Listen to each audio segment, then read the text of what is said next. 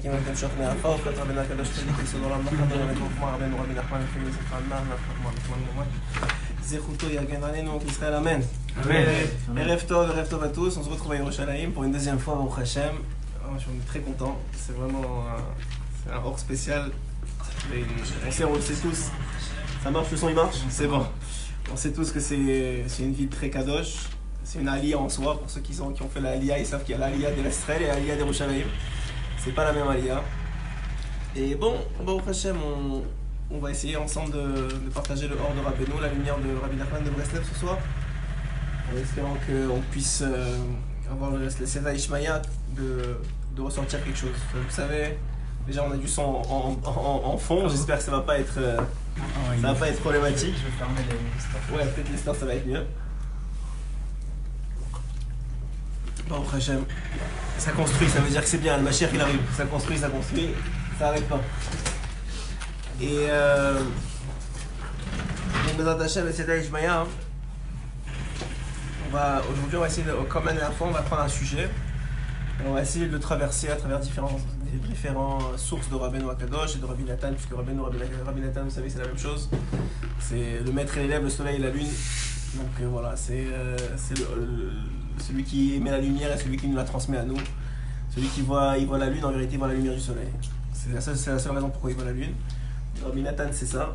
Et on va essayer de voir ensemble un sujet un peu particulier qui, ces dernières semaines, me préoccupe, mais Hachem, il a mis dans ma tête de plusieurs kétas comme ça. C'est que chacun d'entre nous, on aurait dû se poser la question si on est un minimum, on a une certaine réflexion sur soi-même. On devrait se poser la question de savoir pourquoi Hachem il a créé le monde. Ouais, a priori, normalement, si on ne fait pas métro, boulot, dodo, et si on réfléchit un peu sur la vie, on se dit mais pourquoi Akadosh Baruch Hu il a créé le monde? Pourquoi Hachem il a fait ce monde-ci, et puis un monde tellement grand, avec tellement d'étoiles, et tellement de choses extraordinaires, et tellement de pratim, dans les pratim. Sauf si vous pensez bien, Hachem il est parfait, ouais. Il était tout seul. Il aurait dû rester tout seul, c'était parfait. Pas de problème, pas de faute, pas de gens qui lui manquent de respect, pas de rien quoi. Reste tranquille, reste tout seul, c'est parfait. Le monde il est parfait, avec un être parfait, le monde il est parfait. Alors qu'est-ce que tu fais? Qu'est-ce que tu crées un monde avec des gens, et des guerres, et des problèmes, et des histoires, et plusieurs mondes. Il nous aurait dit qu'il a créé 7 mondes avant d'arriver à celui-là, que les autres mondes ils n'ont pas réussi à marcher. Donc tout un mahalach, sans parler de Kabbalah, de Shvirat HaKelim, et qu'il a mis sa lumière et que ça a cassé des réceptacles pour arriver à ce monde-ci, pour pouvoir concrétiser ce monde-ci. Pourquoi tu te casses la tête? Pourquoi Inyan? C'est quoi le but d'Akadosh Baruch Hu? Qu'est-ce qu'il veut? Normalement, on doit se poser cette question-là. Un homme, il arrive dans ce monde, il se réfléchit, il dit attends, c'est quoi ce monde-ci finalement? Ce monde-ci, tu demandes à n'importe qui, même le plus riche, même, moi je sais pas moi, aujourd'hui c'est quoi la star d'aujourd'hui, Ronaldo ou Messi ou ce que tu veux, ils sont tous après le prochain but et le prochain match. Mais attends, t'as une super, non, encore plus, encore le prochain ballon d'or, ils sont tout le temps en recherche, ils sont jamais satisfaits, ils sont jamais heureux. Sauf, ils sont jamais heureux, ils sont jamais bien. Et quand ils arrivent au top de l'apogée, il faut prendre sa retraite, et là c'est encore une autre histoire. Donc finalement, quoi, le gars, il est jamais heureux. Même le gars que tu croirais qu'il devrait être le plus heureux au monde, il est vraiment pas heureux. Et même Khaled Raza, ils nous disent dans la Gemara qu'un homme il peut pas sortir de ce monde, s'il recherche le plaisir de ce monde, il peut pas sortir avec plus que la moitié de ses désirs dans sa main. Ça veut dire que même s'il a ce que tu veux et tous les millions du monde, il n'arrivera pas à la moitié. Donc le gars il peut pas être heureux. Donc ça, sauf Hachem il a créé un monde où tu peux pas être heureux. On va se le dire clairement, tu peux pas. J'arrive pas à comprendre. Alors voilà. Qu'est-ce que vous ne comprenez pas? Qu'on peut pas être heureux ou qu'il a créé un monde comme ça? Non, il a créé un monde comme ça. D'accord, mais je pense qu'il y a des gens quand même qui sont heureux de ce qu'ils ont, de ce qu'ils sont. D'accord. Comment? Alors, bien sûr, ce que je vous ai dit, c'est pour un peu choquer pour que vous compreniez. Mais on va voir qu'est-ce que ça veut dire. C'est vrai, alors quand moi je dis qu'on ne peut pas être heureux, ça veut dire qu'il n'y a pas une plénitude complète. Vous n'arrivez pas à une satisfaction intense, parfaite tout le temps. Il y a toujours un problème, il y a toujours une histoire, il y a toujours un problème, il y a toujours un truc avec ta femme, un truc après c'est ton fils, après ça c'est le travail, après ça c'est... Il y a une continuité, la vie ne te laisse pas tranquille. Ouais, on a vu dans les parachutes qui viennent de passer, Yaakov Avinu, c'est écrit que Yaakov il voulait Vaïchev et Yaakov il voulait relaxer, il voulait être tranquille. Qu'est-ce qui lui arrive? et tombe sur lui le problème de Yosef. Et le Rachid dit là-bas, quoi, le tzaddik il veut le Olam Haba et le Olam Hazé, il veut être tranquille dans le monde futur où tout le monde repose et tu veux aussi ce monde-ci. Pourquoi pas? Pourquoi pas? Pourquoi Rachid nous dit ça? Pourquoi Rachid te dit, ah, il peut pas être dans ce monde-ci heureux et dans le monde futur? Alors il y a Roxo chez Yosef, il y a Dina, il y a le fait qu'il va il a attrapé, Lavan, non stop, il a arrêté. Et Rachid te dit, bah c'est normal, c'est comme ça. Pourquoi c'est comme ça? Pourquoi t'as créé ce monde-ci? Réponds au Shalom, tu veux? Je comprends pas. Alors écoutez bien ce que dit Rabbi Nachman de Breslev. Rabbeinu il dit la chose suivante. Rabbeinu il dit que Hachem il dit d'abord premièrement ce que sûrement vous connaissez, qui a été repris par les nations, que la finalité est dans la pensée première. Ça veut dire que Hachem il a vu la fin, il n'y a pas de temps chez lui, donc il a vu la fin et il avait l'idée, à travers la fin ou le but qu'il voulait atteindre, il avait l'idée première de ce qu'il voulait. Très bien. Donc maintenant, qu'est-ce qu'il voulait? C'est quoi la fin? La fin, dit Rabbeinu Akadosh, c'est tout le monde. On parle du peuple d'Israël, mais on va prendre la généralité de tout le monde qui kiffe Hachem. C'est ça la fin. La fin, c'est que tout le monde kiffe Hachem. Alors maintenant, Hachem il a dit, ah, ça c'est la fin. Comme quand quelqu'un crée une maison, il y a un côté moral, 67 il me semble, où Rabbeinu il explique comment un homme il doit créer une maison. Alors qu'est-ce qu'il fait? Un homme intelligent qui doit créer une maison, alors il va voir un architecte. Et l'architecte lui dit, comment tu veux qu'elle soit ta maison? Et il lui dit pas quel bois, quel truc, quel fil tu veux faire passer par là. Il dit pas ça. Il dit comment tu veux qu'elle soit ta maison? Il voit la finalité, il dit ma maison j'aimerais bien qu'elle ait 4 étages, qu'elle soit comme ça, qu'elle soit une maison où il y ait un peu de chaleur, etc. Il lui donne des idées. Il dit ok, alors maintenant je vais mettre en place une maison, enfin ce qu'il faut comme architecture, plombier, électricité, tout ce que tu veux, pour arriver au but final. Donc maintenant, amen. Donc maintenant, Akadosh Baruch Hu, lui il a fait le même travail. Il dit Rabbeinu Akadosh. Il a fait le travail suivant. Il a vu la finalité. Il a dit moi ce que je veux, et c'est le but de la création. Moi ce que je veux, c'est donner. Rabbeinu il dit tu sais pourquoi Hachem a créé le monde? Parce qu'il voulait donner. Il dit alors le problème c'est quand tu es tout seul tu peux pas donner. Ouais, c'est un principe. Ouais, donc ça veut dire tu peux pas donner. Donc il voulait donner. Il attend rien en retour. Il attend rien en retour. C'est une grande taout des goyim qui nous est rentré dans la tête qu'il attend quelque chose en retour de nous, qu'il attend un serviteur, qu'il attend un esclave, qu'il attend qu'on fasse des choses pour lui. Hachem, il a besoin de personne. Par contre, il a envie de quelque chose. C'est différent d'avoir un besoin et d'avoir une envie. Tu le sais, le mot lui-même, il est différent. Un besoin, c'est un manque. Et Hachem, il est parfait. Tu ne peux pas dire qu'il a un manque. Par contre, il a une envie. Il avait envie de donner. Il a envie de partager. Quoi, lui? Il a envie de se partager à lui, le kiff absolu. D'accord? Donc maintenant, il a créé un système pour qu'il soit capable de transmettre, ou que ceux qui va être créés, donc l'autrui, il soit capable de profiter de lui. D'accord? Donc ça, c'est le but du monde. Le but de la création du monde, c'est qu'il voulait donner. C'est quoi notre but à nous? Il faut participer. Hein. On est un petit comité. Recevoir et donner aussi. Recevoir, notre but c'est de recevoir. Non, ouais. Dans le cas où Hachem veut donner, à ce moment-là... Je suis d'accord. Je suis de recevoir. Alors ça veut dire quoi? Alors le but, écoutez bien, Rabbeinu il explique que le but c'est d'être des klinae, des réceptacles propres pour pouvoir recevoir. Tu as raison, le but c'est de recevoir. Mais moi je veux te servir de la bière. Mais toi t'as pas de verre. On peut pas y arriver. On peut pas. Donc qu'est-ce qu'on fait? On va te laisser le temps ou on va te forcer à créer un verre. Si tu veux, tu vas le créer. Tu veux pas, tu vas le créer aussi. Pourquoi? Personne t'a demandé. Est-ce que quelqu'un t'a demandé à venir au monde? Vous savez, il y a un jeune aux États-Unis, il y a une dizaine d'années, il a poursuivi ses parents pour l'avoir donné au monde. Non, sérieusement, il a gagné en plus. Il a poursuivi ses parents. Comment il a pu gagner? Parce que les jeux, écoute, Ça, c'est une autre question. ça. Légitime défense. C'est l'Amérique, ça. Ça, c'est une question, c'est l'Amérique. Alors, le petit, là, il a poursuivi ses parents pour l'avoir, parce qu'il n'a pas demandé à venir au monde, et maintenant il a des problèmes dans la vie, et il lui dit, bah, c'est à cause de vous. Un avocat, il peut pas. Alors, mais le problème, c'est que si on part sur ce principe-là, les parents aussi, ils devraient poursuivre les parents qui ont poursuivi les parents qui ont poursuivi les parents, donc finalement, qui on va poursuivre? Abraham Avinu.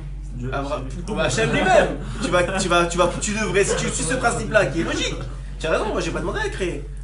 Donc si je devrais poursuivre ce principe-là jusqu'à la réalité, on va dire jusqu'au bout, on devrait tous poursuivre Hachem pour nous avoir créé chaque fois qu'on a un problème. Ouais.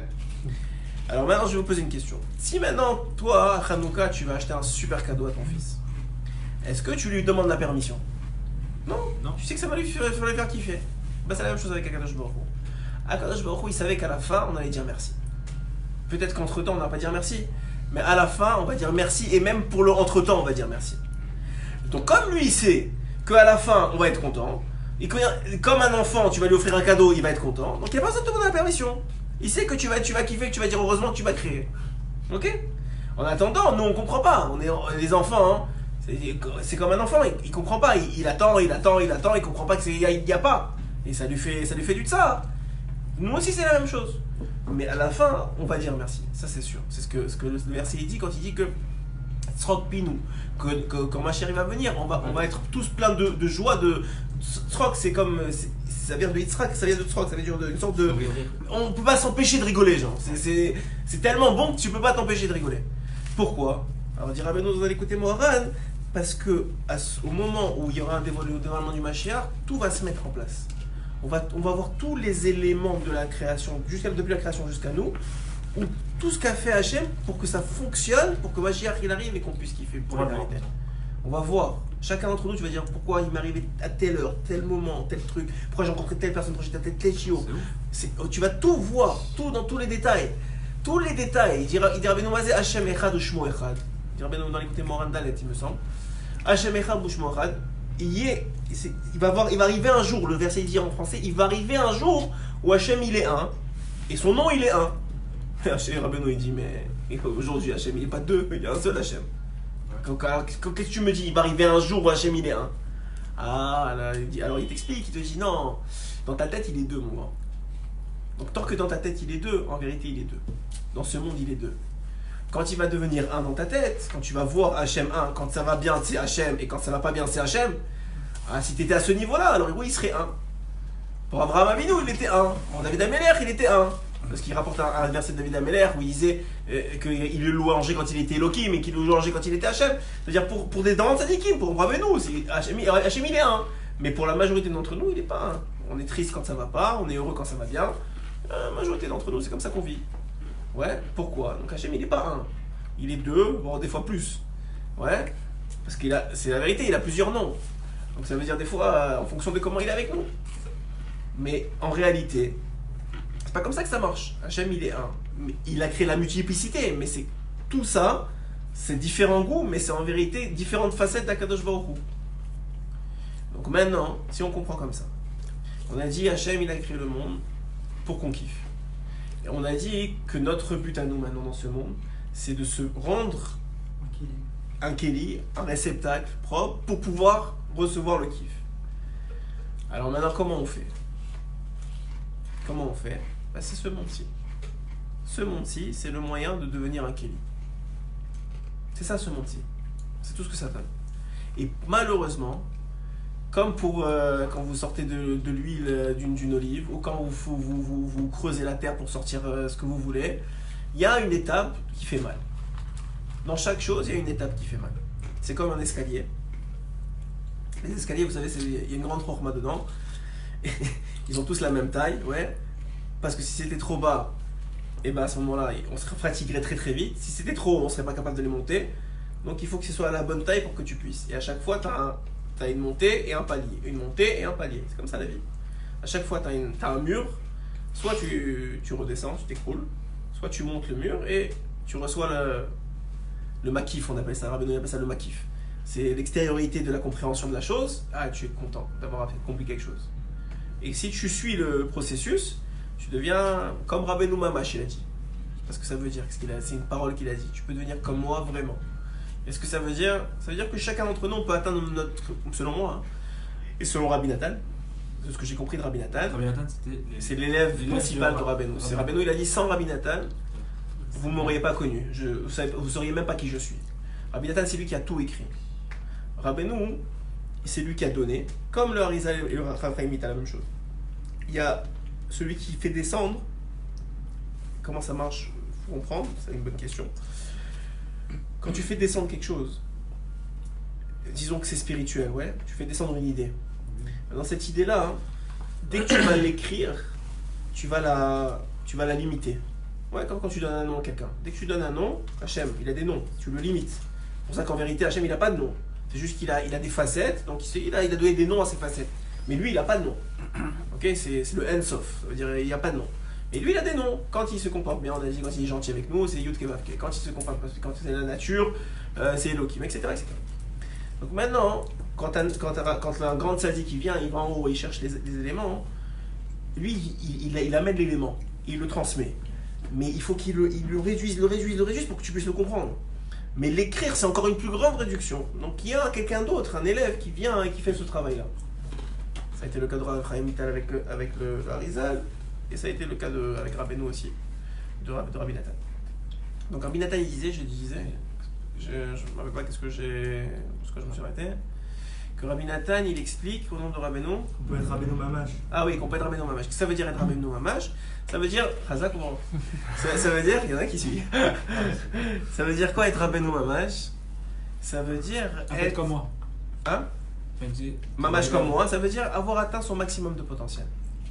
C'est écrit qu'Abraham ba bayamim. Abraham, il arrive à la fin de ses jours, avec tous ses jours. Ça veut dire, on vient tous avec tous nos jours. Ouais, celui qui arrive à 120 ans, il a les 120 ans de jours. Pourquoi Abraham, il lui a dit ba bayamim? Il est venu avec ses jours, même pas avec ses jours, il est venu dans ses jours. Bayamim, dans ses jours. Ça veut dire qu'il est venu dans ses jours. Ça veut dire que chaque jour, il a atteint la marche qu'il fallait qu'il atteigne. Et il n'est pas redescendu. Ça veut dire qu'il a atteint la marche qu'il atteigne, et il est monté, il est monté, il est monté, il est monté, il est monté, il est monté. Il arrive à 120 ans, bayamim, il est venu avec ses jours. Le Zohar, il dit que chaque soir, ta neshama, elle s'en va, elle monte, elle rend des comptes. Ouais, c'est pour ça que Rabbeinu, il dit qu'avant de dormir, il faut que tu rendes des comptes avant ta neshama. Pourquoi? Ça n'a pas le celui faire qui se juge ou ne juge pas. Voilà, ce qu'il dit Rabbeinu. Parce que le problème est que quand ta neshama va arriver en haut, il y a des gens accusateurs de tes fautes que tu as créées dans la journée, ils viennent devant Hachem, ils disent voilà ce qu'il a fait, voilà ce qu'il a fait, voilà ce qu'il a fait. Si toi tu as dit avant Hachem, je suis désolé, j'aurais pas dû, mais je sais que j'ai fait, même si tu sais que tu vas recommencer demain, tu vas pas être pour l'éternel plus fort que toi, c'est comme ça. Mais en tout cas, tu réalises, tu comprends qu'il y a quelque chose qui a pas été aujourd'hui, et tu te juges toi-même, alors tu enlèves la parole à l'ange accusateur. Il est pas capable de t'accuser. Ouais, tous les soirs. Tous les soirs, la même chose. Et quand tu es devant le sadique, en vidéo Dvarim, c'est encore plus. Mais on va dire tous les soirs, tu dis voilà, si tu te rappelles de ce que tu as fait. Voilà ce que j'allais te dire, tu te rappelles pas. Alors, ce qu'il faut faire, moi je vous dis, maintenant dans les téléphones Baruch Hashem, chaque fois qu'il y a un truc qui va pas, vous l'écrivez. 13h05, je me suis énervé contre mon fils. 13h10, j'ai mal parlé. 13h11, 13h12. Tu fais le maximum que tu peux. C'est un enseignement de Rabbeinu, mais il le dit au nom du Baal Shem Tov HaKadosh, de son arrière-grand-père. Ouais, ça sert ça les notes. Vous savez pas que ça sert à ça les notes dans le téléphone? Faire une note vocale. De toute façon, il y a des trucs, on n'a même pas conscience que c'est pas bien. C'est vrai. On dit. Non, alors tu dis. Tu dis ce que t'as pas conscience. Voilà, tu dis tout ce que j'ai pas eu, et tout ce que j'ai pas eu conscience, que tu le considères, que ma limite arrête, que tu me pardonnes ce que j'ai fait en tout cas. Pourquoi? Parce que le jugement, si toi tu le fais, c'est comme un père avec son fils. Moi je donne toujours cet exemple-là, je donne d'habitude dans un shiro avant Rosh Hashanah. Maintenant, il y a un fils, il s'est fait avoir pour son Yetzirah. Et bon, il s'est fait avoir, il n'a pas réussi à se briser, il a pris 100 shekels dans la poche de son père. Son frère, il l'a vu. Bon, son frère, le problème c'est qu'il a un autre problème, c'est pas le vol, mais c'est le Lashon Hara. Donc qu'est-ce qui se passe? Son frère, il le voit. Et il attend qu'une seule chose, c'est que le père il se réveille, et vas-y, il va lui dire. Donc qu'est-ce qui se passe maintenant? Lui le fils. Qui a volé. Toute la nuit, il est pas bien. Parce que, bon, il a volé, mais il est pas bien.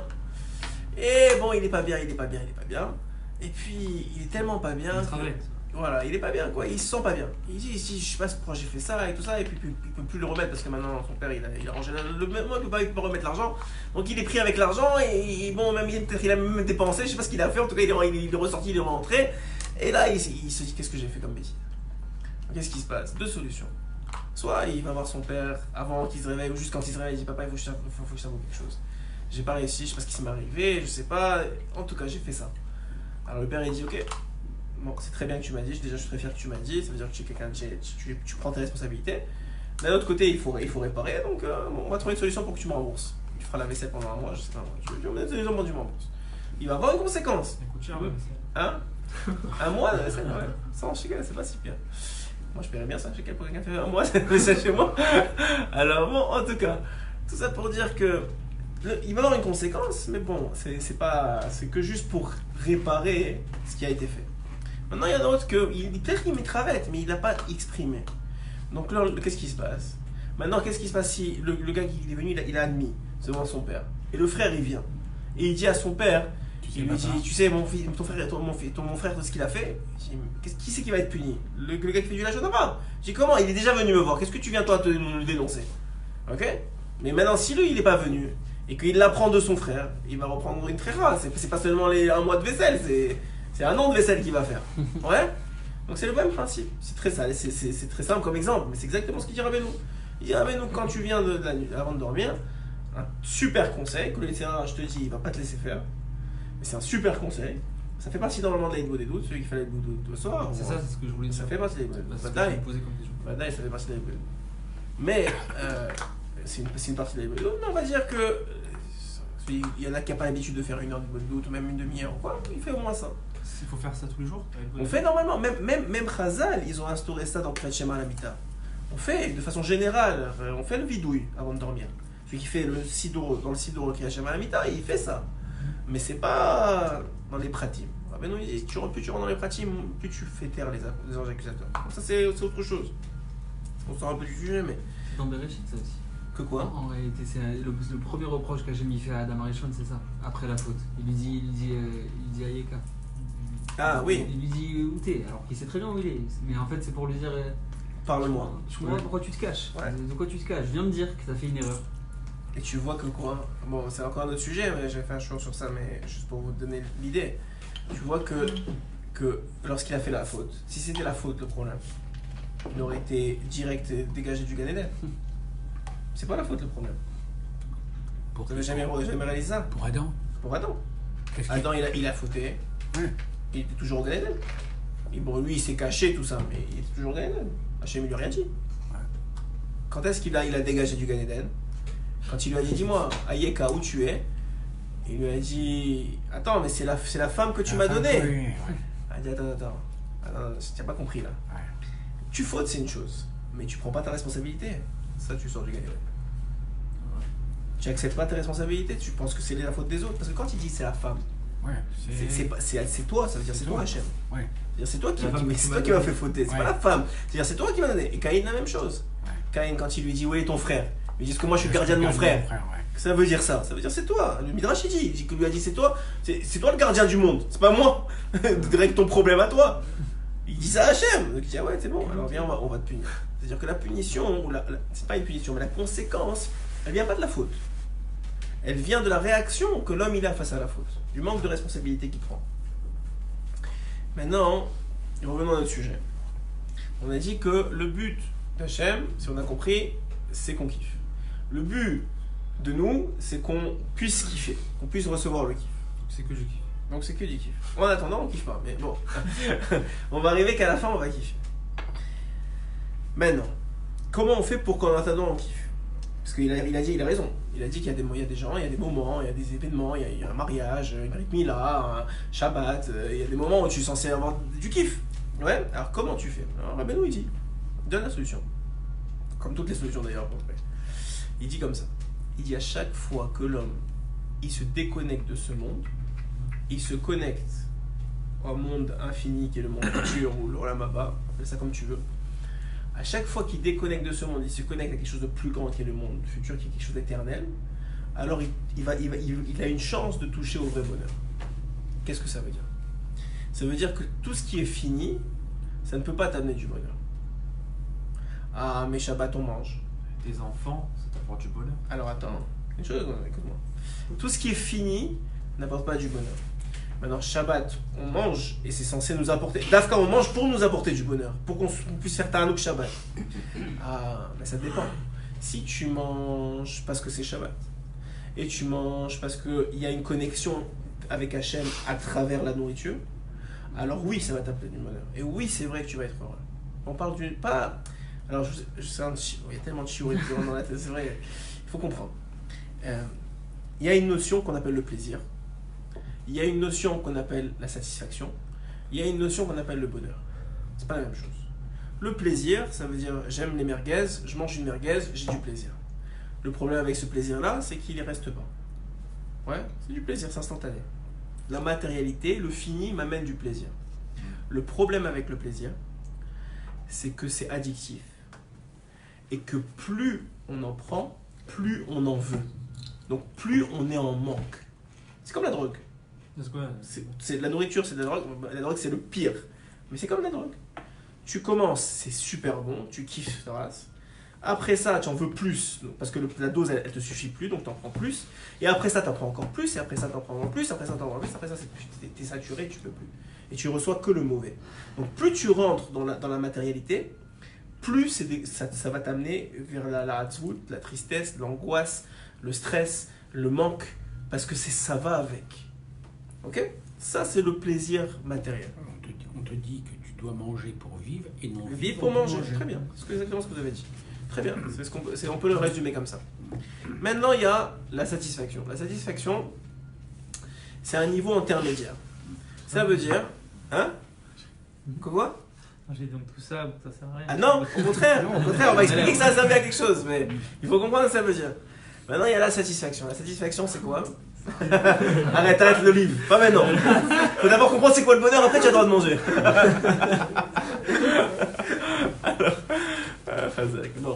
Alors, deuxième étape. La satisfaction, c'est le principe même de dire que c'est un principe intermédiaire. Ça veut dire, je mange, c'est vrai, mais ça m'apporte quelque chose de plus que la nourriture elle-même. Par exemple, un repas de famille. Je suis en train de me passer un bon moment. C'est pas forcément Dieu. Dieu, c'est le top. Mais on va dire un repas de famille. Même les goïms, ils ont des repas de famille. Même les goïms, ils ont des vacances. Même, tu veux dire, ok, ça veut dire c'est une satisfaction. Ils ont quelque chose de matériel qui leur apporte quelque chose de spirituel ou relativement spirituel. Ça peut être du faux spirituel, mais pour le moment, c'est ça aussi, c'est temporaire. C'est moins temporaire, mais c'est temporaire. C'est comme quelqu'un qui se marie.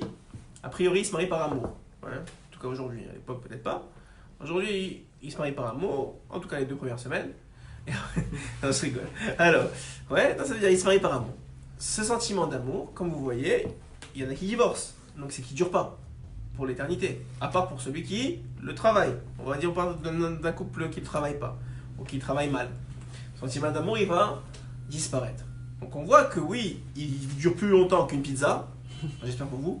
Il dure plus longtemps qu'une pizza. Mais il est aussi temporaire. Ouais. Et il y a le bonheur. C'est quoi le bonheur? C'est quelque chose qui va vous amener de l'éternité.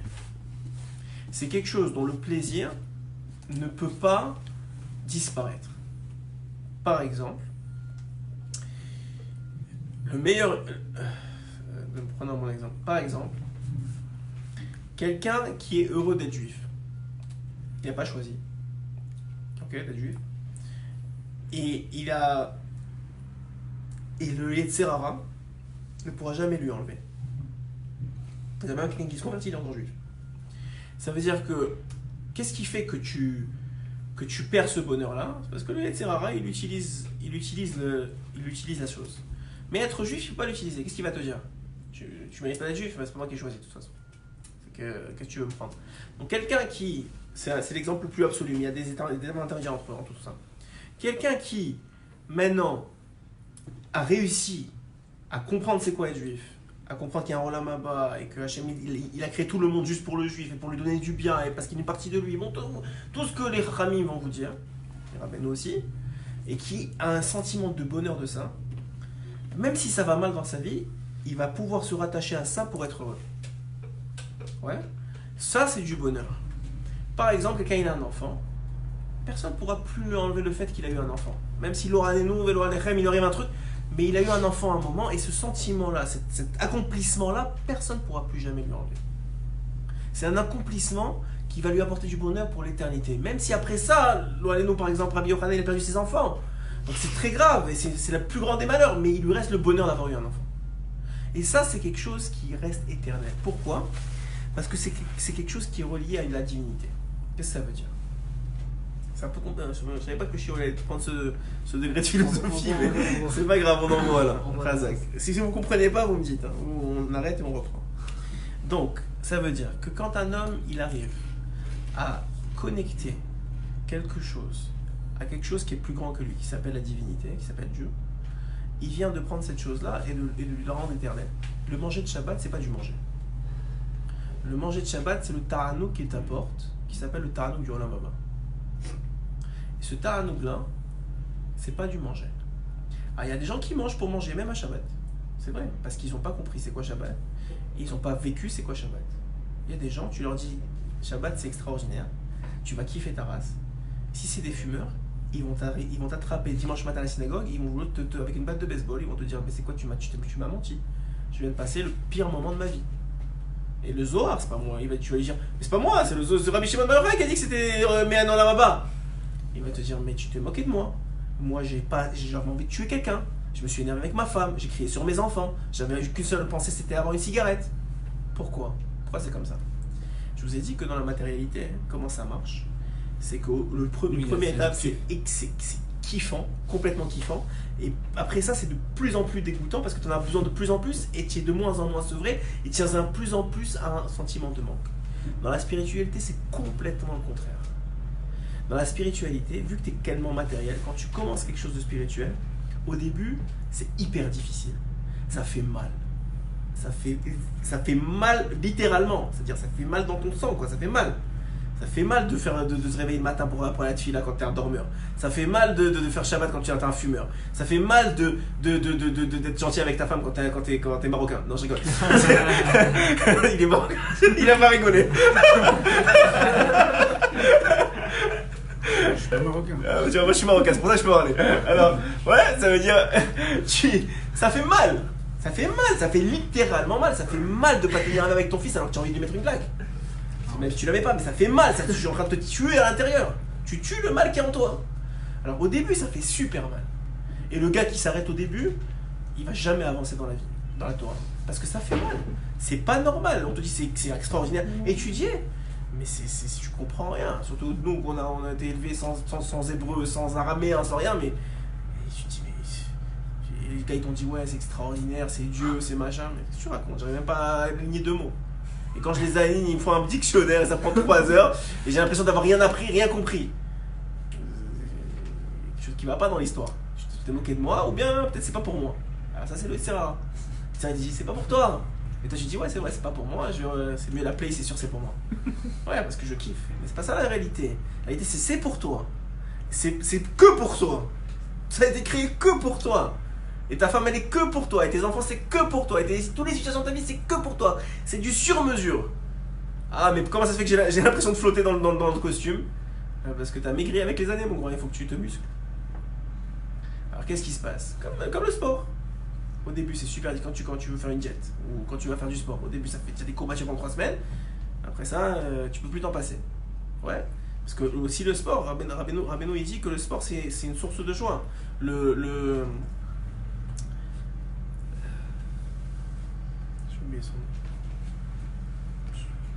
Rav Kook, Mechila. Le Rav Kook dit la première tchouva d'un homme, c'est la tchouva du corps. C'est-à-dire qu'un homme, il veut faire tchouva, il doit d'abord aller faire son footing. C'est pour vous dire à quel point, parce qu'un homme qui est pas bien dans sa peau, comment il va servir Hachem? C'est très difficile. Un mec qui est pas bien dans sa peau, il va bien dans sa tête. Il est pas bien dans sa tête, exactement. C'est ce que le Rambam dit aussi. Donc, tu es pro de sport? On met de la pub. Il est coach. Ouais, je suis coach. Pas de soucis. J'ai un autre avocat à moi qui est coach. Si vous voulez, je mets ensemble. C'est vraiment comme ça que ça marche. Alors, donc maintenant, si vous avez, comment ça marche? C'est que dans la spiritualité, c'est le contraire. Ça veut dire au début, c'est super difficile.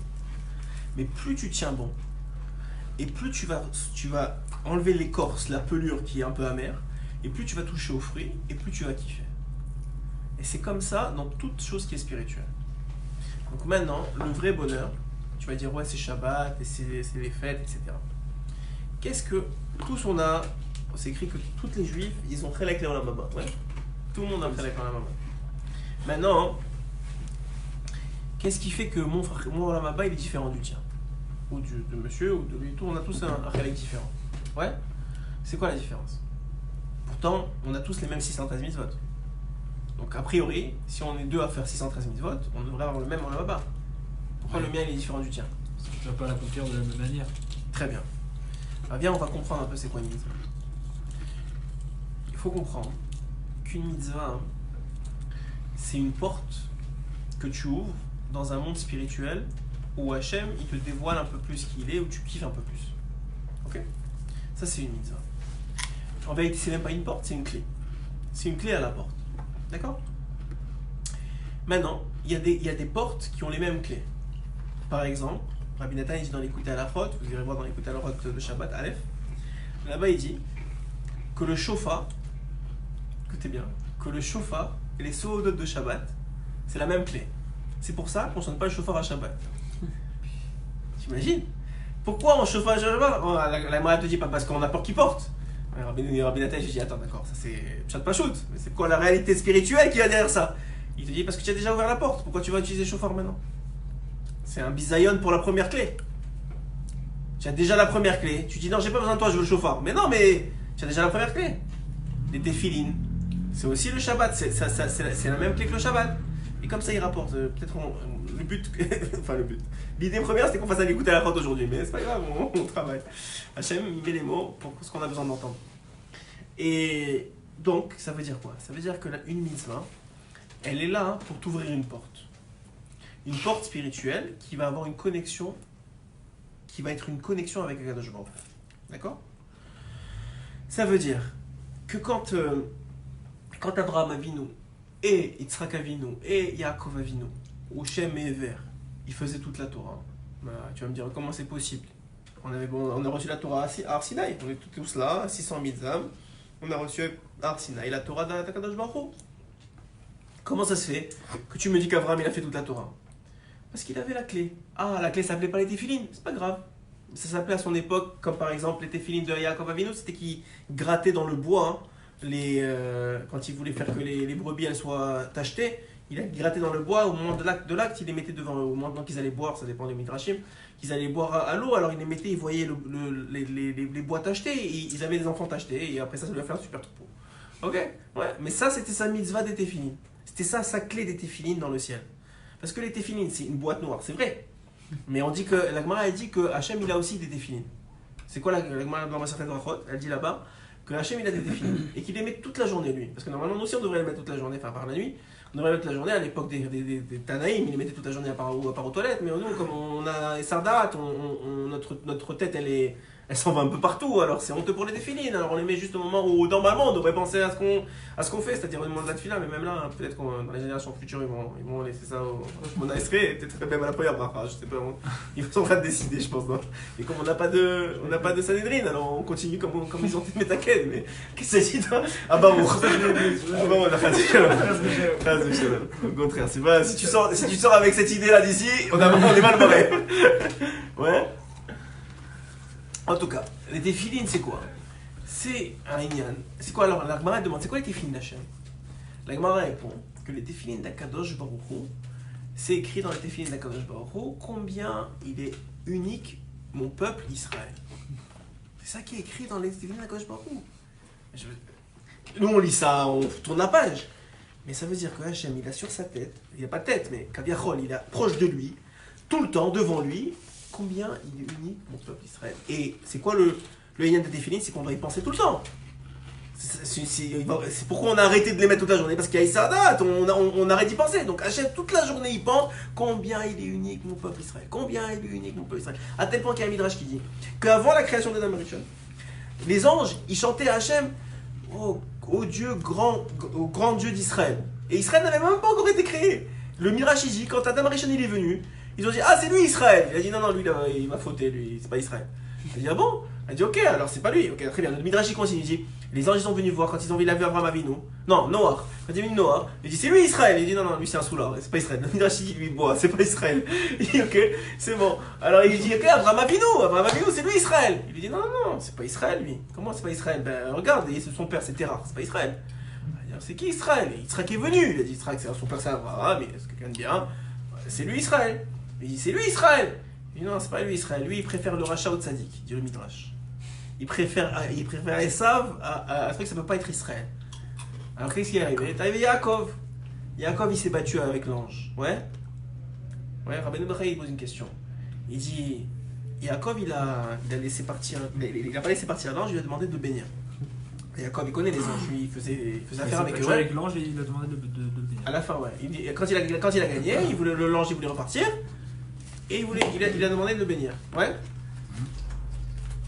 Dafka, hein, rappelez-moi juste ces moments-là, mais j'ai un truc qui vient de me revenir qu'il faut absolument vous écouter. Comment il a gagné? C'est pas écrit comment il a gagné l'ange. Ça c'est un truc qui est pas écrit chez... Enfin, moi j'ai pas vu chez Rabbeinu, mais c'est tellement du Rabbeinu que... Comment il a gagné l'ange? L'ange il a pas gagné. Non, comment il a gagné sur l'ange? Comment Il a gagné l'ange. l'ange? Yaakov il a gagné l'ange. Comment on gagne un ange? Qu'est-ce qu'il a fait? C'est juste qu'ils ont fait remonter la poussière. Non mais à la fin, il s'écrit que le soleil il est venu, bah chez Mèche, il est venu le soleil et il devait repartir, il a dit ça y est, tu as gagné, laisse-moi tranquille, ouais. Mais Ah, sur le temps, il a joué sur le temps, ouais. Qu'est-ce que ça veut dire? Parce que c'est l'ange devait repartir au lever du... Alors, d'accord, mais qu'est-ce qu'il lui a fait? Il a retenu. D'accord, mais c'est-à-dire que déjà quand le soleil est arrivé, il avait gagné. C'est-à-dire, tu vois que l'ange, c'est écrit que l'ange il a frappé au Gitanaché, il lui a fait mal, mais donc il y a eu un combat. Mais comment il a gagné? Il lui a mis un coup, qu'est-ce qu'il a fait? Ah, écoutez bien. Le Chidouche il est comme ça. Comment il a gagné l'ange? Juste parce qu'il a tenu jusqu'au soleil. Juste parce que Yaakov Avinu où il a tenu la nuit. Pendant la nuit c'est l'obscurité, c'est l'ombre, c'est quand ça va mal dans ta vie.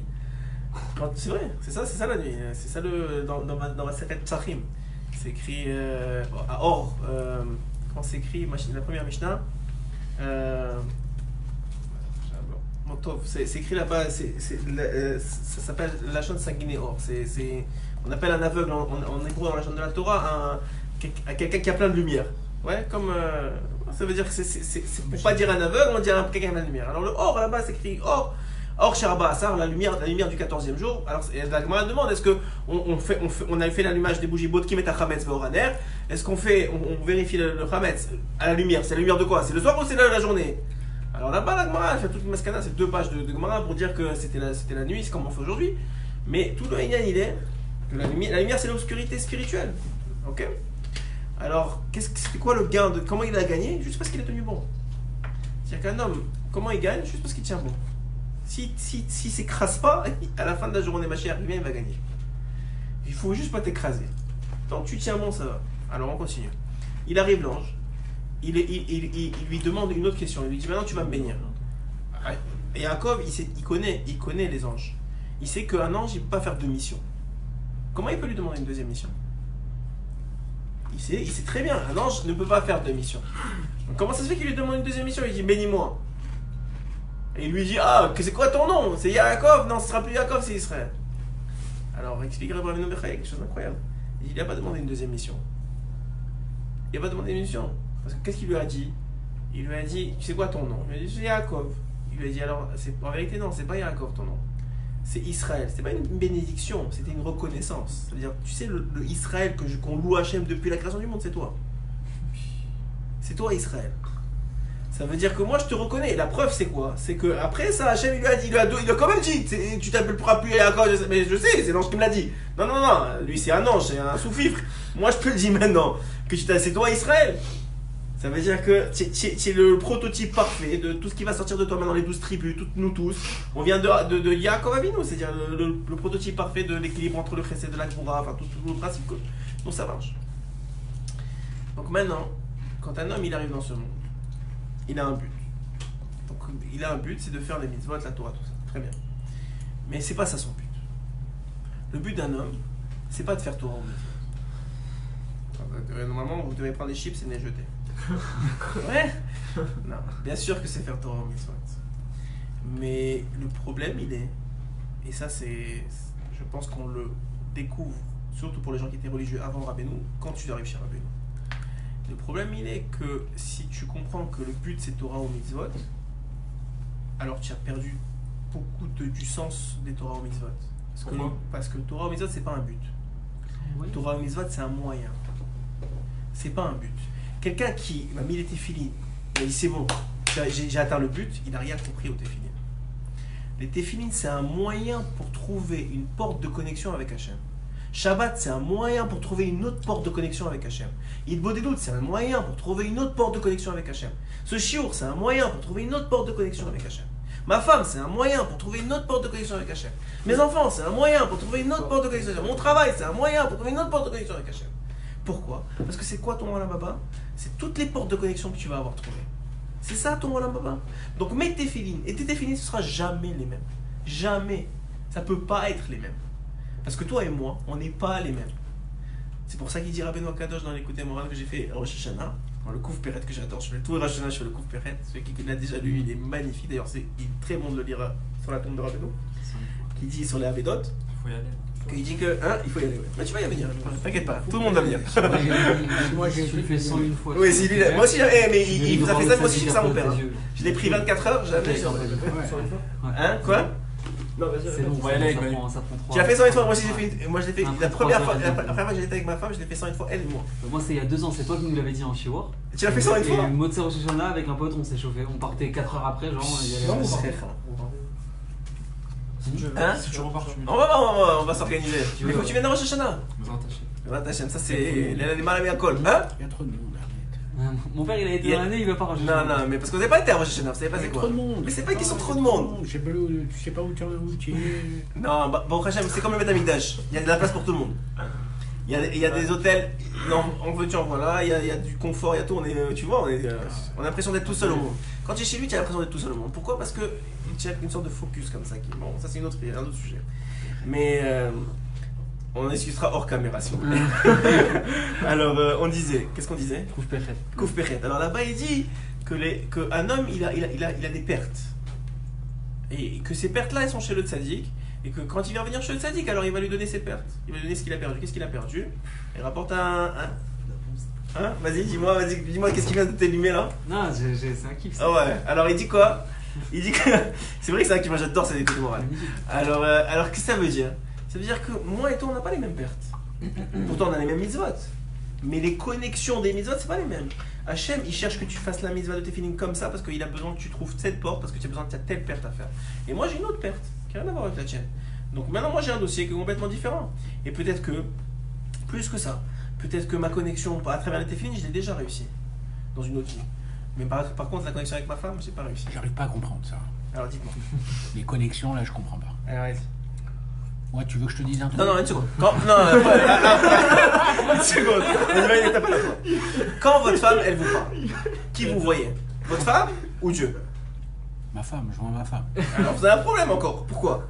Parce que quand votre femme, elle vous parle, c'est pas votre femme qui vous parle. Ça veut dire, bien sûr que c'est votre femme qui vous parle. Et bien sûr qu'il faut régler le problème ou la situation quelconque. Mais en vérité, il y a quelque chose derrière. Le premier écoute moral, on peut le lire ensemble.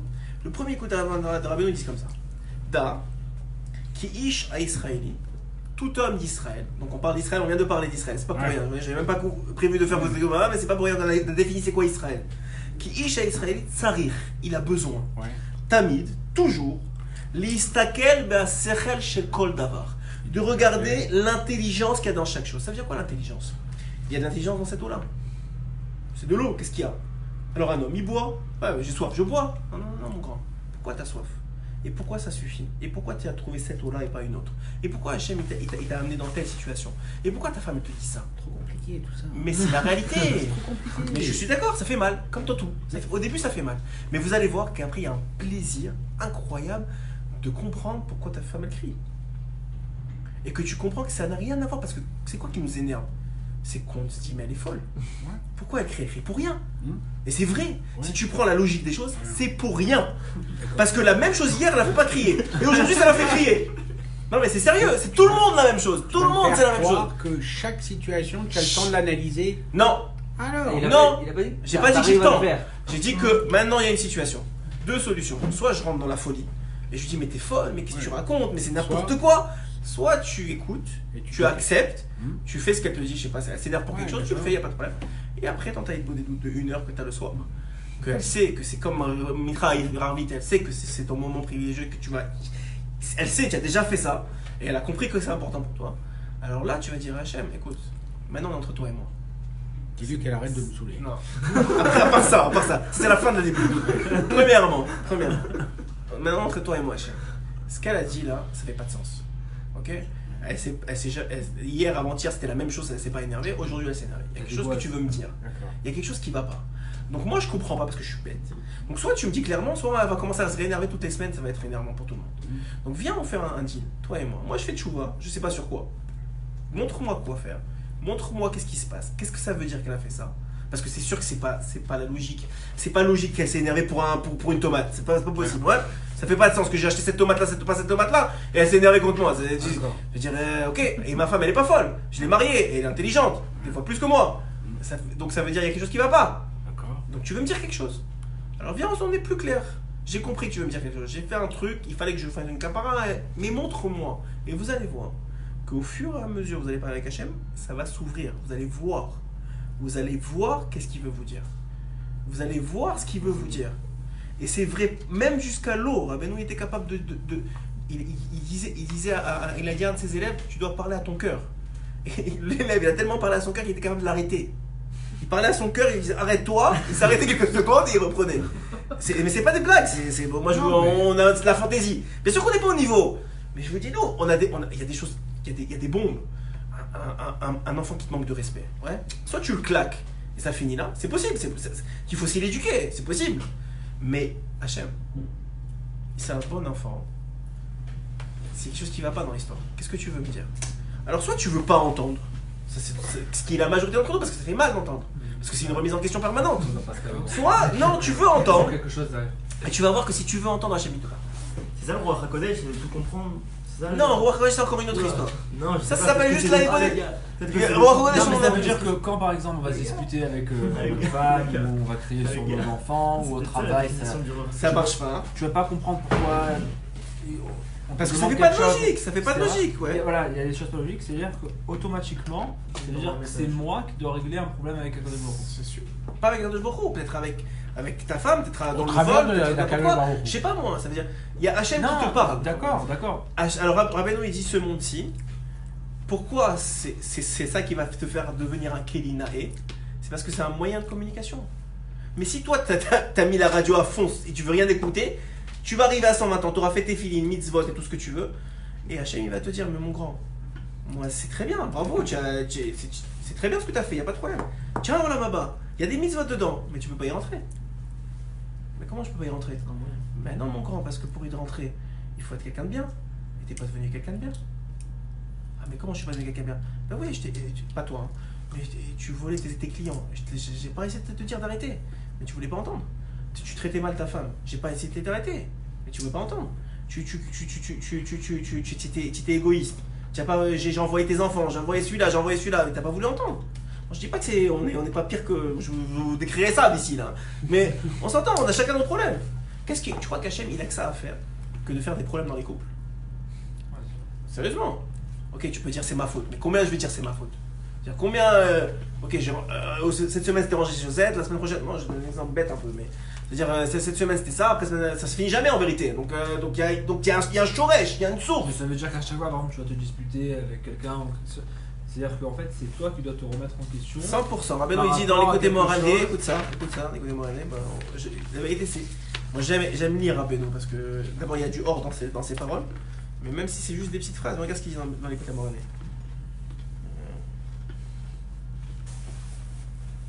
C'est Yichot Shabbat, je sais pas pourquoi je suis à l'envers. L'écoute moralé, regarde ce qu'il dit Rabbeinu. Il dit la chose suivante, il dit regarde. Kitsarir, alors, un homme, c'est une Gemara. Il dit Kitsarir kol adam lomar. Un homme, il doit dire tous les jours Kol haolam lo nivra ela bishvili. Tout le monde n'a été créé que pour moi. Qu'est-ce que vous pensez? Première interprétation du verset. Le gars, il fait ça. C'est genre, c'est la gava. D'ailleurs, ça dit, c'est pour moi. Qu'est-ce qu'il dit, Rabbeinu? C'est mon monde. C'est mon monde à moi, hein, c'est moi qui l'ai acheté. Je t'achète ce que tu veux, combien tu veux. Ouais. Qu'est-ce qu'il dit, Rabbeinu? Nimra, Nimsa, ça a l'air que Shaolam, Nivra Bishvili. Le monde, il a été créé pour moi. Alors quoi? Tsarichani lir hot. Il faut que moi, j'ai besoin de voir. Ou la ayen becholat. Et de faire attention à chaque instant. Betikun haolam. De m'occuper du monde. C'est pas il me doit quelque chose le monde. C'est moi je dois au monde puisqu'il a été créé pour moi. Donc j'ai une responsabilité vis-à-vis du monde, de m'occuper de lui. Comme ton enfant. Comme ton enfant, comme ta femme, comme tous les gens qui dépendent de toi.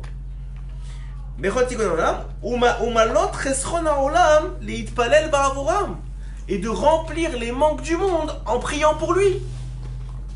Ça veut dire que toi, maintenant le monde il va pas bien. Puis ça ne me concerne pas. Ah mais non, et Rabbeinu il t'a dit, il a été créé pour toi, donc ça te concerne. L'homme il doit se dire tous les jours, ça a été créé pour moi. Alors si le monde, disons que c'est trop pour nous le monde, mais ta famille ça a été créé pour toi. Tes enfants c'est pour toi. Ta femme c'est pour toi. Ton travail c'est pour toi. Ta santé c'est pour toi. Ouais, ta parnassa c'est pour toi. S'il y a des choses qui vont pas, et qu'on a dit que le monde... Pourquoi je vous ai fait toute l'introduction? Parce que si vous intégrez dans notre... Si on intègre dans notre tête que tout le monde il n'a été fait que pour recevoir du bien, si on ne reçoit pas du bien, c'est qu'il y a un caillou dans la roue. Parce que le monde il n'a été fait que pour ça. Donc toute chose qui est autre chose que ça, c'est qu'il y a un problème dans l'histoire. Ouais. Donc ça veut dire que c'est à moi de trouver le problème.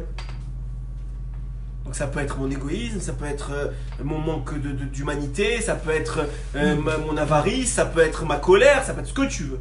Mais pourquoi il fait ça, Hachem? Pas parce qu'il t'aime pas et qu'il veut te montrer, t'as vu? Hein, t'as vu comment t'es coléreux? Hein, t'as vu comment t'es avare? Mais non, c'est toi qui m'as créé comme ça, tu me prends la tête, ouais? C'est pas pour ça. C'est parce que maintenant il t'a créé avare pour que tu aies le mérite de travailler l'avarice, de devenir quelqu'un de généreux. Et quand tu vas devenir quelqu'un de généreux, c'est cet homme généreux qui rentre dans la mapa. Parce que l'homme avare, il rentre pas. L'homme coléreux, il rentre pas.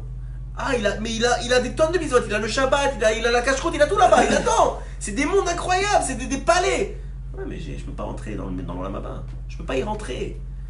On n'est pas parfait, enfin, personne n'est parfait. Alors voilà, alors attends, il y a un minimum. On est tous coléreux. Ouais, bien sûr. Alors attends. Tous coléreux. Non, Rabbeinu il était plus coléreux, il avait tout. Rabbi Israël la même chose, il a dit le Tzara il est plus chouette pour moi, il peut rien me faire. Alors il y en a 2-3 dans la génération. Alors, tu as raison. Alors maintenant regarde, tu fais le maximum que tu peux. Ouais. Et Hachem il fait le reste. C'est quoi le reste? Tu arrives, tu n'as pas la clé. Alors il dit ok, on va passer à la machine à laver. Au moins tu n'as pas besoin de revenir dans ce monde. Machine à laver, c'est le Gehinam. Ça veut dire, c'est pas le feu et tout ce que. Pas ça c'est que des. Alors c'est quoi? Alors, moi, c'est des sujets en soi. Le Gehinam, selon le Zohar Kadosh, et même Rabbeinu, il parle de ça, et Rabbi Nathan aussi, enfin Rabbi Nathan ou Rabbeinu, c'est que. Alors, venez, je vous explique bien. C'est une incompatibilité entre toi et ton environnement. Ça veut dire. Par exemple, si tu dis que le Olam Haba, c'est que de la Torah, mais toi, déjà dans ce monde-là, tu détestes la Torah. C'est-à-dire, écoutez, non, bon, on est bien, mais il y a des gens, tu leur parles de Torah, ça leur hérisse les poils. Qu'est-ce qu'ils vont arriver au Olam Haba? Ils vont arriver, il n'y a que de la Torah. Qu'est-ce qu'ils vont faire? Ils vont vouloir mourir de l'intérieur, mais ils sont déjà morts. Qu'est-ce qu'ils vont faire? Ouais. C'est-à-dire, ils vont vouloir. C'est un exemple, c'est beaucoup plus profond que ça. Ouais. Plus que ça, dira Beno. Quand t'as un. Oh, c'est un bon. Je pensais que tu allais pas venir. Khazak. Le foot, c'était bien ou même pas? Non, j'ai pas été. Allez, viens, assis ta voix, Hachem. J'ai eu 2 petites galères et. Bon, c'est que tu. Bon, pas de Hachem. Tant mieux. Alors maintenant, serre-le bien. Alors, donc, maintenant, plus que ça, le Olam Haba, c'est un monde de vérité. Ouais. Ici, tu peux te mentir à toi-même et tu peux faire croire aux autres que tu es quelqu'un que tu n'es pas. Par exemple, en vérité, tu es quelqu'un d'avare. Mais bon, tu sais comment camoufler le truc.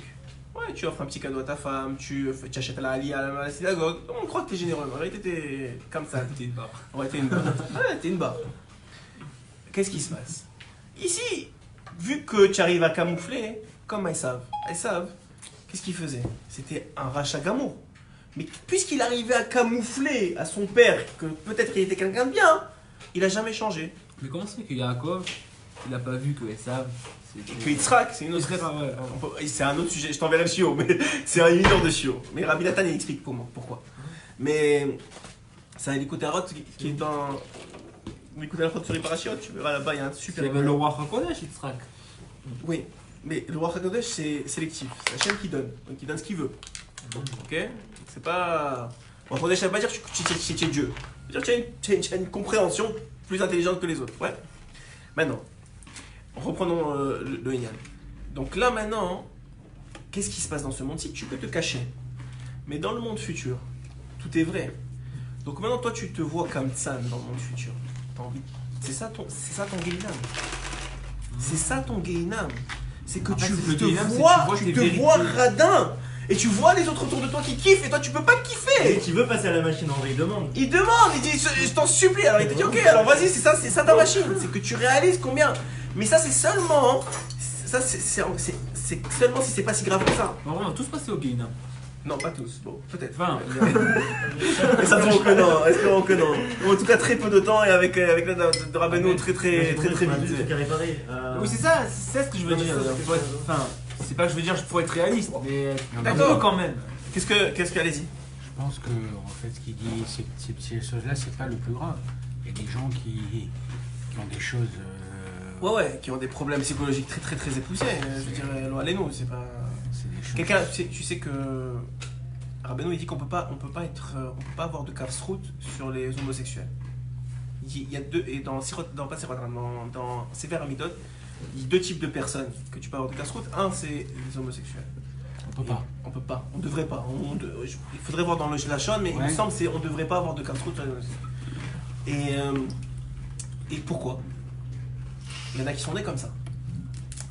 Ouais, c'est ça, Adora. Il y en a qui sont Non, je me dis, il y en a qui disent je suis né comme ça. Ah, il y en a qui. Alors la raison elle est qu'ils sont morts comme ça aussi. Ils sont Ils morts. sont morts comme ça. C'est un Gilgoul. C'est une réincarnation. Pourquoi tu prends tes enfants, tu en prends deux, tu leur donnes 2 paquets de bonbons et tu leur demandes un bonbon. Il y en a un, il te redonne le paquet et l'autre il te dit mais tu viens de me donner, laisse-moi tranquille. Mais attends, mais je viens de te donner, donne-moi au moins un bonbon, je te l'avais donné, il y en a 300 dans le paquet, donne-moi un. Non mais papa, c'est... Pourquoi? Parce qu'il y en a un qui a métaken dans l'autre vie, la générosité, il y en a un qui n'a pas métaken. Donc qu'est-ce qu'il veut? Mais surtout enfant. Avec les 4 0 j'ai pas compris. Alors maintenant, non, le Kaf Zéro, ça veut dire que tu peux pas lui dire il a une justification. Il n'y a pas de justification. Tu peux avoir de Kaf Zéro sur ça. Il y en a qui disent mais je suis né comme ça. Mais non, je suis pas né comme ça. Kaf Zéro, ça veut C'est pas dire- quelque chose qui est naturel. La jalousie, l'orgueil, c'est quelque chose qui va avec les midotes de l'homme. C'est-à-dire une mida. Comment ça marche une mida? C'est comme dit le Rambam, c'est un... Attends, je te vois pas là. Mais comme dit le Rambam, c'est un... Mesure. C'est une mesure, ça veut dire que ça va de 0 à 100. Ouais, il y a la générosité à 100% qui est pas bonne, il y a l'avarice complètement, ça va. Mais l'homosexualité, il n'y a pas de mesure, c'est pas naturel. C'est quelque chose qu'il a créé par une ta'ava qu'il n'a pas contrôlé, c'est un truc de. Donc il n'y a pas à avoir de casse-route sur ça. Par contre, quelqu'un qui est avare, tu peux avoir du casse-route. Bon, il faut l'aider, il faut le truquer. Le rabbin midi, il faut donner un shekel par jour. Après ça, il dit s'il y a 1000 shekels, alors tu donneras un shekel à la fois. Pourquoi? Parce que la répétition de l'action, c'est ça qui fait la différence. Ok? Alors c'est vrai, alors on revient à notre idée. Quand ta femme elle te parle, ou elle te crie, ou elle s'énerve, ouais, soit tu la prends pour une folle, parce que la vérité, c'est qu'elle agit comme une folle. Ouais, mais c'est enregistré, on peut le dire. Soit tu vois qu'il y a Hachem derrière, et tu comprends qu'en vérité, elle est là en train de te parler, parce que tu dois te remettre en question sur quelque chose.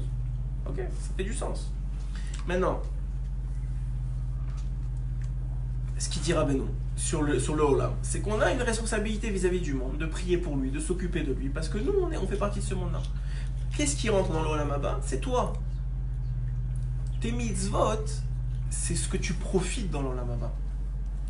Mais celui qui rentre, c'est toi.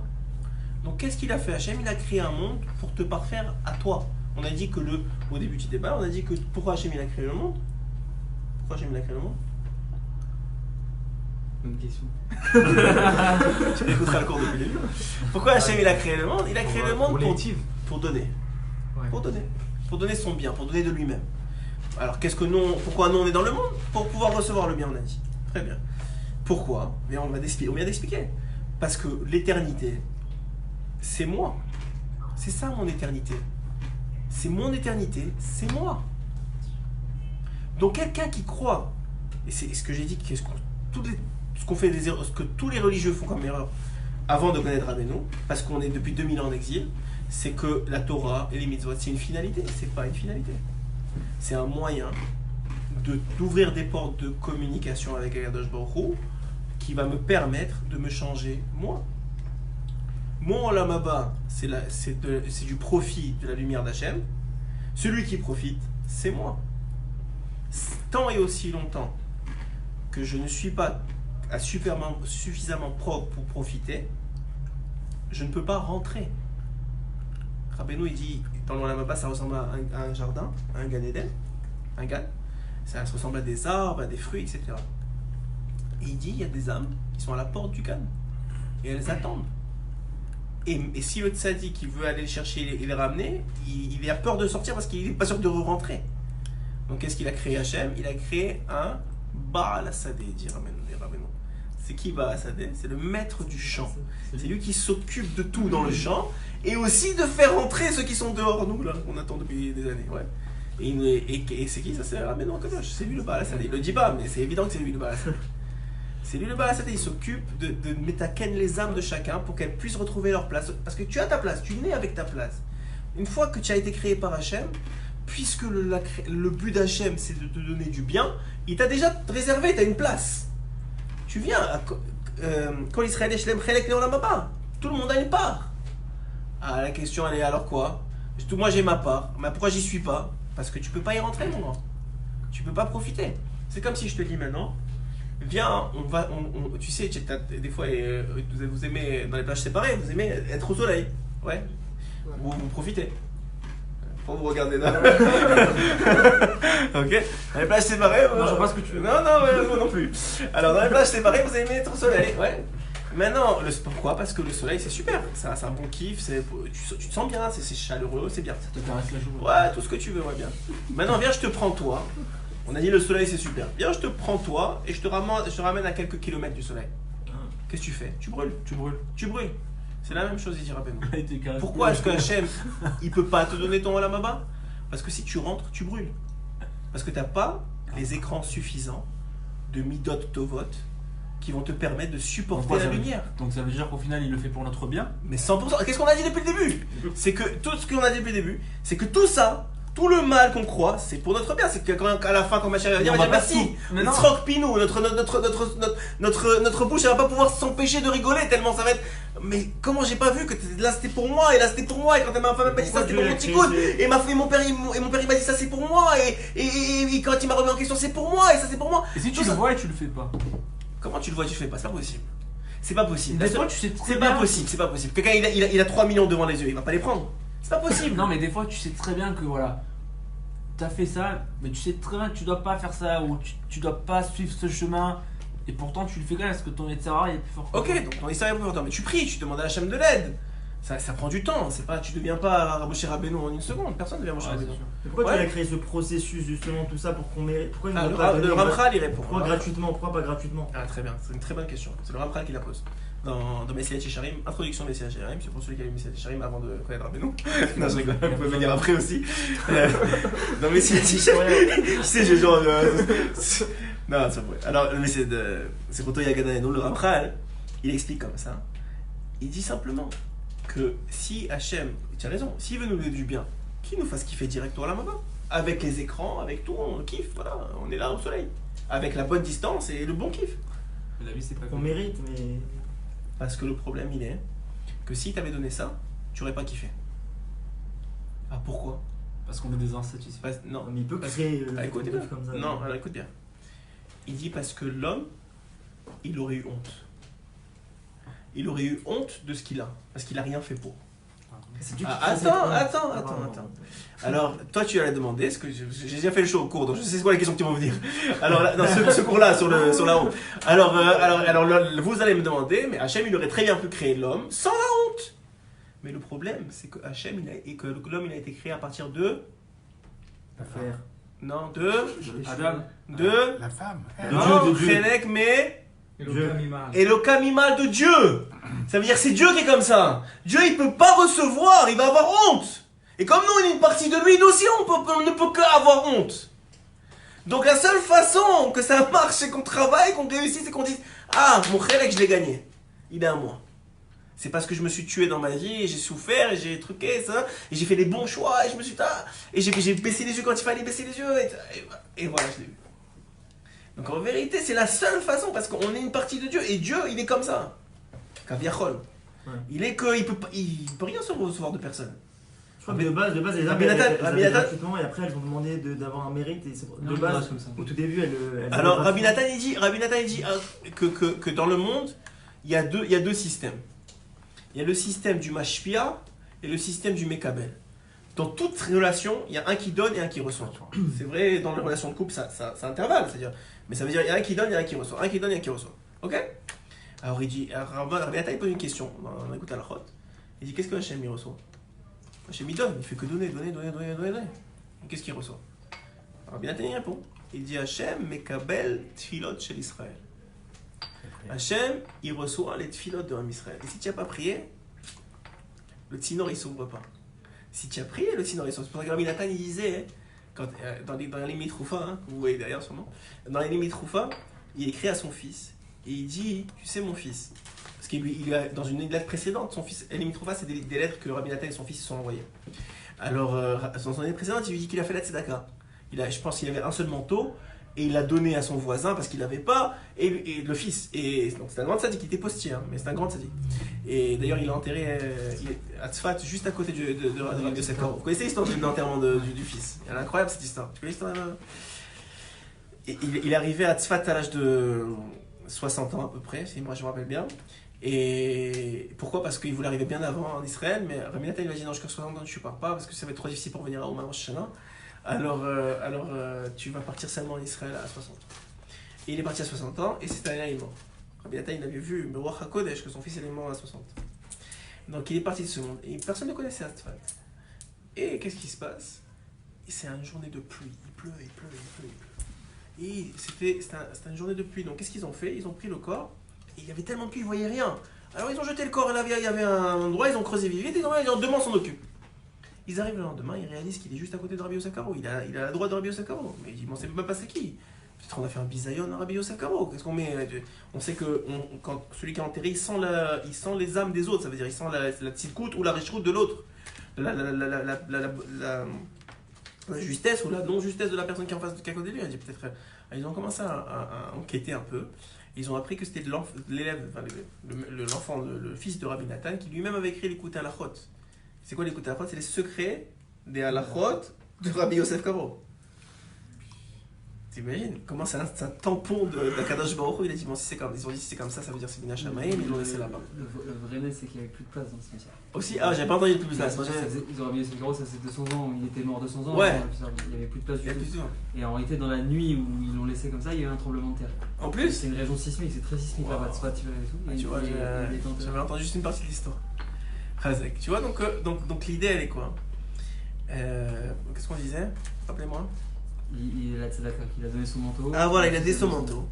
Et il lui a dit, alors il a fait une mitzvah, c'est extraordinaire. Qu'est-ce qu'il écrit Rabbi Nathan à son fils?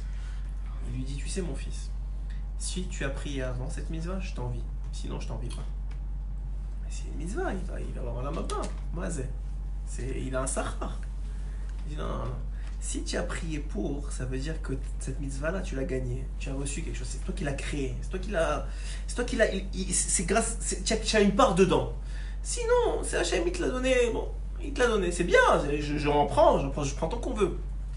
Mais Avraham Avinu, lorsqu'il était Petach Haoel, il était à la porte de la tente. Il ne devait pas avoir d'invités. Mais c'est sa volonté qui a créé les invités. Hachem, il a dit il veut tellement, je vais les faire descendre. Donc ça veut dire que là, on voit que parce que pourquoi? Parce que la prière, elle montre que tu veux la mitzvah. Elle montre que ça fait partie de toi. Maintenant, c'est plus juste je m'acquitte de mettre les téfilines parce que c'est le but de mettre les téfilines. Non, je comprends, je sens que c'est quoi les téfilines. Je sens Hachem quand je mets les téfilines. Je connecte avec Hachem d'une certaine façon quand je mets les téfilines. Ou quand je parle à ma femme, ou quand je suis avec mes enfants, ou quand quel que soit ce que je fais, ou quand je travaille même. C'est une mitzvah pour moi parce que C'est quoi une mitzvah? C'est une façon que Hachem il m'a donnée pour connecter avec lui. Donc si j'ai trouvé cette porte-là, à chaque fois que je vais la faire, je vais changer. Non, Rabbi Nathan il dit quand tu pries, quelqu'un qui sort d'une prière, le même qu'il est rentré, il n'a pas prié. Rabbi Nathan il n'a pas prié le gars. Il a dit des paroles. Il ne comprend rien. Il comprend rien, il n'a pas prié, il a dit des choses, il a lu. Il a lu comme un... il a lu. Il aurait un sahar, parce qu'il a lu, dans la Maba, une partie, il a ouvert quelque chose. Une toute petite chambre, où là-bas, il y a une fille là. Mais lui, est-ce qu'il a changé? Non. Le but de sa prière, c'est qu'il change. Pourquoi on est obligé de prier? Pour changer. Pourquoi on est obligé de faire les téfilines? Pour changer. Pourquoi on est obligé de prier? Pour changer. Pour devenir... Pour rentrer dans la Maba, pour être des gens qui sont capables de rentrer dedans. Enfin, les 3/4 des gens, ils font la mitzvah. Sans ça. Sans ça, parce qu'ils ont l'habitude de faire, on te dit, mais les téfilines, moi je mets les téfilines parce qu'il faut que je mette les téfilines tous les jours. Demain matin, on aura. Non, mais on c'est mettra les sérieux, téfilines. mais les 3/4 des gens, ils font une mitzvah parce qu'on te dit, voilà, les téfilines, tu dois les mettre tous les jours. C'est vrai. Ouais, comme Alors, Ah, tu c'est mets- vrai, c'est quand on nous a dit ça. Alors, on t'a dit, alors vas-y, tu mets les 100%. téfilines. Ouais, ils ont Mais- un mérite pour ça. Hein? Ils ont un mérite pour ça. Ouais. Il y a un Il y a sahar. un Sahara, c'est Mais tout. est-ce qu'il va en profiter? Ouais, Et surtout, d'après ce que tu dis, non. Hein. Et surtout, tout le but du Shiroh, si vous avez compris depuis le début, c'est d'en profiter dans ce monde-ci. C'est que le bonheur, il arrive dans ce monde-ci quand tu connectes ce que tu fais ici avec l'au-delà. Oh, C'est ce mais que est-ce je veux dire. que aussi le bonheur, ce n'est pas aussi, en conclusion, être en accord avec soi-même? C'est-à-dire qu'à la fin de ta vie ou de tes jours, 100%. tu te dis, pour moi, j'ai fait ce qu'il fallait que je fasse. Ouais. Évidemment que j'ai sûrement peut-être pas mis un jour les téfilines Oui, il faut se connaître. ou les téfilines C'est très bien. avec... C'est ma réponse. La réponse, c'est que c'est très vrai qu'il faut être en accord avec soi-même. C'est Toho Kebaro, c'est la définition d'Israël, c'est la définition de Yaakov Avinu. Il était Toho Ouais. Kebaro. C'est quoi quand il dit Ishtam Yoshev Ohalim? Rashi, si vous voyez là-bas sur ce verset-là, Ouais. il dit c'était quoi Yaakov? C'est qu'il n'était pas comme son frère, c'était pas un hypocrite. D'accord. C'est ça la définition. C'était pas un hypocrite, donc c'était quelqu'un qui était entier. Mais le problème, il est que Yaakov, il savait qui il était. Nous, le Yetzirah, il nous fait croire qui on est, mais on n'est pas qui on est. Enfin, comme disait l'autre, quand tu te vois le matin dans la glace, tu peux grosso modo savoir, quand tu te regardes, tu te dis, ouais, Non. je suis pas si terrible parfait. que ça. Ah, si terrible. Oui, Mais moi, ou je si vais vous dire, parfait. non, Je ben, suis moi, pas- je vais vous voilà. dire, moi, je vais vous dire, vous n'êtes pas seulement que vous n'êtes pas si terrible, selon Rabbeinu, vous êtes parfait. La seule question, c'est que vous n'êtes pas arrivé à la perfection encore, mais vous êtes parfait. Et c'est le sentiment qu'on a, moi en tout cas, et beaucoup d'entre nous, je pense, c'est pour ça qu'on y va tout le temps, Ouais. qu'on essaie de tout le temps repartir, c'est le sentiment qu'on a quand on va chez Rabbeinu. Il a les yeux pour te dire, regarde, tu es parfait. Tu te sens parfait, chérie, tu sens que tu es bien. Tu te sens mieux que quand tu es ailleurs. Pourquoi? Parce qu'il a cet accès à ce dossier-là dont on avait parlé à Rosh Hashanah des Avedot. Et lui, il te connaît, pas seulement maintenant, mais au moment du Mashiach, c'est-à-dire quand tu seras complètement réparé. Et cette réparation, elle va prendre des générations. C'est pas la première fois qu'on vient, on est tous fatigués, ouais. Vous voyez, les femmes aujourd'hui, elles ont une machine à laver, femmes de ménage que tu veux, et elles sont toujours crevées, crevées, ouais. ouais. Alors que nos grands-mères, elles faisaient 18 enfants, avec la machine, avec la bouffe, il fallait chercher l'eau, il fallait nettoyer pendant 3 heures, et elles étaient tout le temps avec le sourire. C'est quoi la différence? Eh ben, elles sont pas revenues autant que nous. On est dans les dernières générations, on est revenus. Nos âmes, elles ont plus d'énergie, elles sont fatiguées. Donc on est fatigué, mais il faut revenir tant et aussi longtemps qu'on n'a pas fini de réparer. Alors maintenant, qu'est-ce qui a réparé?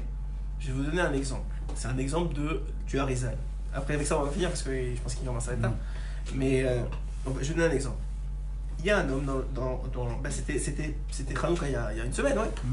Dans Hanouka, on a dit que Matatian, c'était le fils de Yochanan Kohen Gadol. Oui, ça je me rappelle. Je dis pas de bêtises. Alors, c'était le fils de Yochanan Kohen Gadol. C'est qui Yochanan Kohen Gadol? Yochanan Kohen Gadol, c'était un Kohen. C'était le Kohen qui restait le plus longtemps Kohen Gadol de tous les Kohenim. 80 ans de Keuna. Et c'est quoi être Kohen Gadol? C'est rentrer dans le Kodesh et la Kodashim tous les Kippour sans avoir une mauvaise pensée. Ça veut dire quelqu'un qui est parfait, mais c'est même pas imaginable. Ok? Ça, c'était Yochanan Kohen Gadol. Vous savez ce qu'il est arrivé à la fin de sa vie, Yochanan Kohen Gadol? À la fin de sa vie, il y a eu un changement avec les Romains. Le frère de Yochanan il est parti voir les Romains. Il a dit, moi, je vais être Kohen Gadol à la place de mon frère. Ils ont viré Yochanan et ils ont mis son frère à sa place. Il a vu ça. Il a dit, ah ouais, comme ça, il gère son nom, machin. C'est qu'il y a quelque chose qui ne va pas dans l'histoire. Il a dit, tu sais quoi? Je vais devenir Tzdoki. C'est quoi Tzdoki? C'est quelqu'un qui ne croyait que dans la Torah écrite et pas dans la Torah. C'est une secte comme ça. Ouais. Qui a dit ça? Yochanan. Ah, Yochanan. Yochanan est devenu Tzdoki à la fin de sa vie. Pas les Il est Samaritains. mort Tzdoki. Ça veut C'est pas les dire, Samaritains après 80 ans, Après C'est 80 ans. un genre. Zdoki. Zdoki, ça veut dire c'est une secte. Sadducéen. Sadducéen, oui. Sadducéen, ouais. Voilà.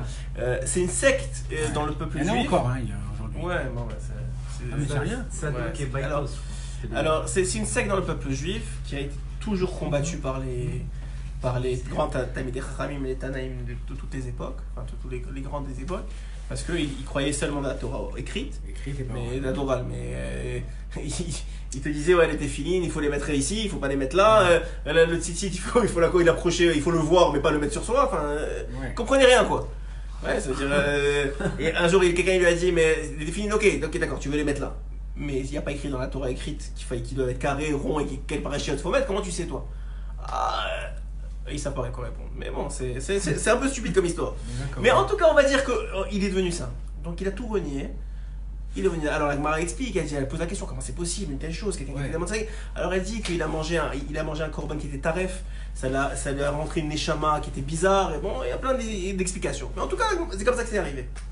Maintenant, dis-le à Rizal, il y a un homme, bien plus tard, qui s'appelle Elazar ben Dourdaya. Ouais. Elazar ben Dourdaya, c'est un homme très connu dans la Gemara. Ouais.